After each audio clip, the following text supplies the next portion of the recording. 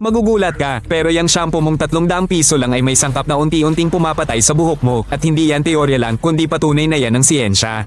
Yung mga sulfate na unang-una sa listahan ng kahit anong murang shampoo, sinisira ang proteksyon ng anit mo at sinisimulan ng pagdipis ng hibla ng buhok mo.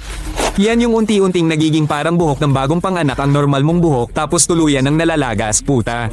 Yung dalawang sangkap na yan ang gumagawa ng bula na kinagigiliwan mo tuwing naliligo ka pero sabay niyan, pumapasok sila sa buhok mo at sinisira ang sustansya nito. Ipinakita ng mga pag-aaral na naiipon ng mga sulfate sa loob ng buhok mo at nagdudulot ng pamamaga na nagiging sanhi ng malawakang paglalagas ng buhok. Ito yung klase ng pagkalbo kung saan biglang nalalagas ang buhok mo ng maramihan at makikita mong nakakalat sa unan mo ang buhok mo, bungkus-bungkus, kada umaga, gago. At ang pinaka nakakagago rito, alam na yan ng mga gumagawa ng halos 30 taon na.